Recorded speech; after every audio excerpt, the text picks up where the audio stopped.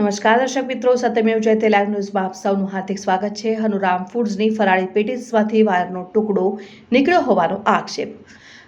ઘટનાના વિડીયોમાં પ્લેટમાં ફરાળી પેટીસ અને અન્ય પ્લેટમાં વાયરનો ટુકડો જોઈ શકાય છે, ત્યારે હનુરામનું કાઉન્ટર પર નજરે પડી રહ્યું છે।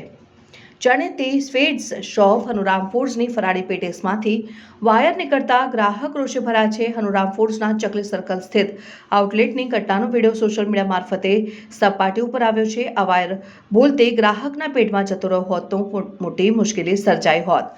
આ મામલો સપાટી ઉપર આવ્યા બાદ હવે પાલિકા તંત્ર આગળ શું પગલાં લે છે તે જોવું રહ્યું। વડોદરામાં મીઠાઈ ફરસાણ શોપ અને રેસ્ટોરન્ટ સંચાલકો દ્વારા ગ્રાહકના સ્વાસ્થ્ય સાથે ચેડા કરવાનો સિલસિલો ચાલુ છે।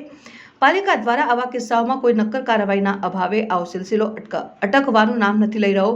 વડોદરાની જાણીતી હનુરામ ફૂડ્સના ચકલી સર્કલ સ્થિત આઉટલેટમાં ગ્રાહકે ફરાળી પેટીસનો ઓર્ડર કર્યો હતો। પેટીસ ખાતી વખતે ગ્રાહકના મોઢામાં વાયરનો ટુકડો આવ્યો હતો, તે જોતા જ ગ્રાહક રોષે ભરાયા હતા અને ઘટનાનો વિડીયો સોશિયલ મીડિયામાં લોકજાગૃતિ અર્થે મુકાયો હતો।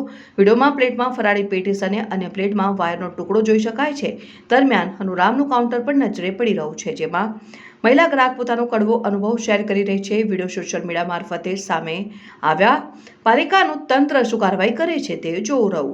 આ પ્રકારના કિસ્સાઓ છાસવારે સામે આવતા રહે છે, પરંતુ નક્કર કાર્યવાહીના અભાવે આ સિલસિલો ચાલતો જ રહે છે। લોકોનું કહેવું છે કે આ પ્રકારની ઘટનાનું પુનરાવર્તન ન થાય તેવા કડક પગલાં પાલિકાના તંત્રએ લેવા જોઈએ, નહીં તો આ સિલસિલો અટકાવવો મુશ્કેલ છે અને બિંદાસ લોકોના આરોગ્ય સાથે ચેડા થતા રહેશે।